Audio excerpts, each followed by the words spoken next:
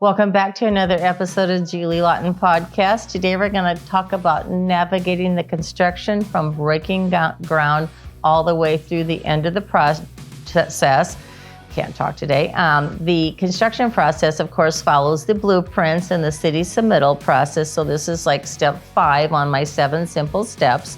So before we start, check out my 7 simple steps on the website and it'll explain everything and you can follow along. So we're going to talk about step 5, what happens when construction starts, how to follow along and what your contractor should do. Welcome to the Julie Laughton Living Podcast, the place to get advice, tips, and tricks to building the life and luxury home of your dreams with 30-year business owner, designer, and builder, Julie Laughton.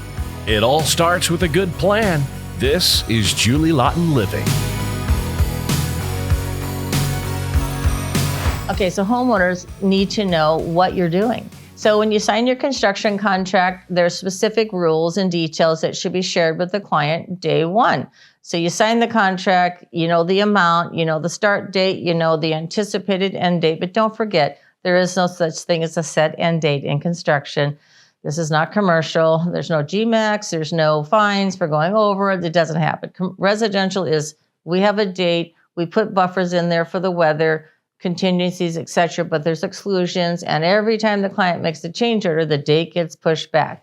And extreme weather pushes the date back, but we roll along. And in my case, I put a team on the job when we never leave. I don't bounce around. I don't leave the job. So when I pretty much always hit my end dates. I've never been over budget or late. It's always caused by change orders.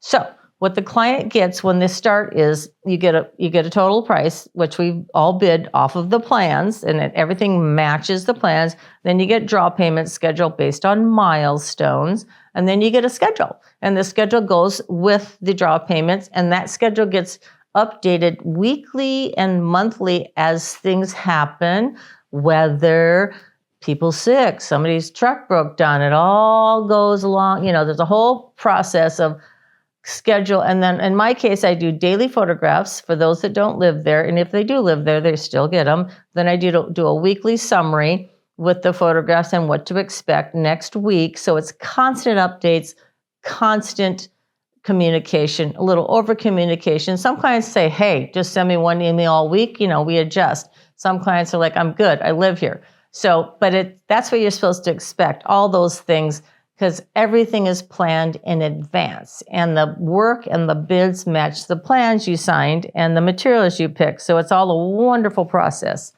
Okay, so the biggest challenges that come up in construction are old homes have secrets. And in a lot of cases, on most of my jobs, I do a little pre-construction demo. I get a permit to do the demo, and then we add on to that so I can get things disclose quicker.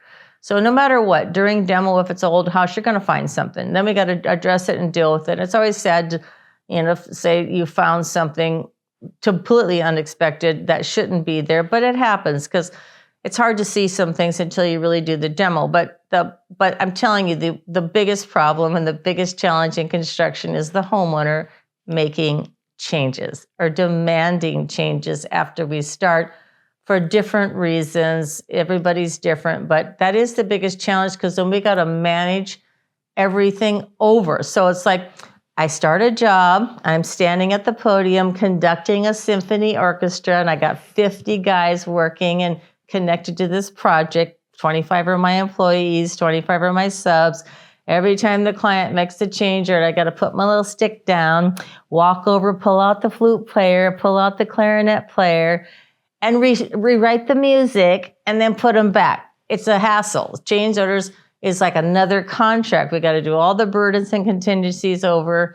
We got to add time. We got to add money and more costs. So honestly, change orders are dangerous to the budget, but they're a ton of work, and it's exhausting when someone wants a change order every week. I had a client I just finished, and they asked for 52 change orders in 12 months. That's one a week, okay? 52 weeks.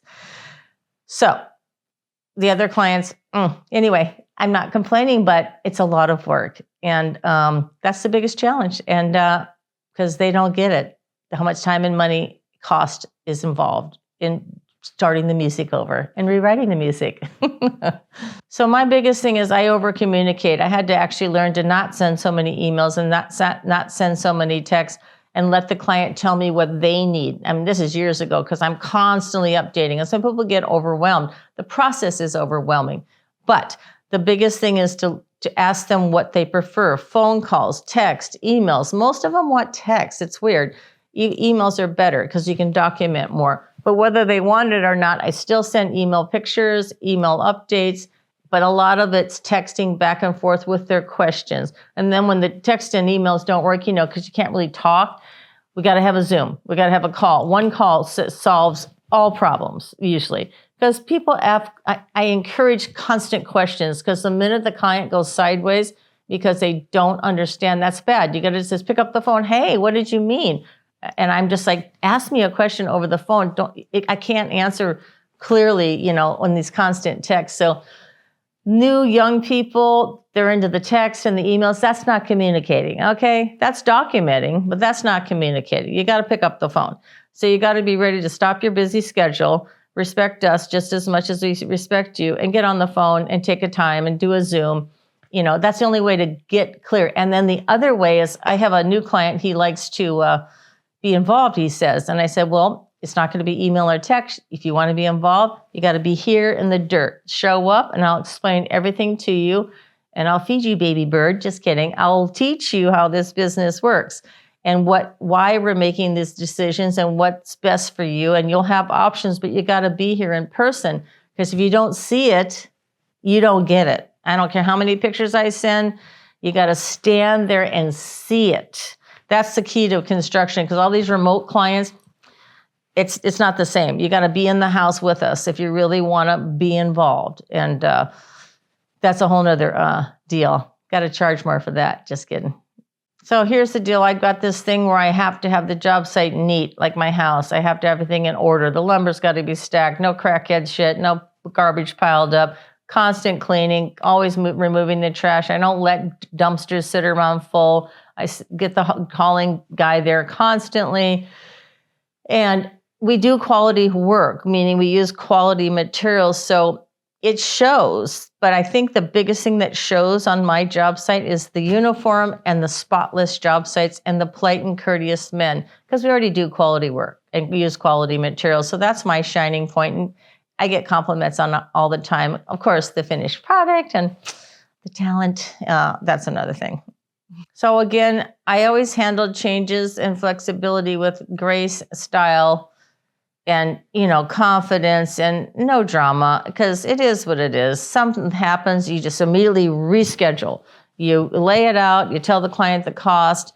It's usually the client that wants a change. Sometimes it's us, meaning we find something in the very beginning, but it's always just to be handled calmly, efficiently, with a lot of information up front. Get the client over there if they need to see it.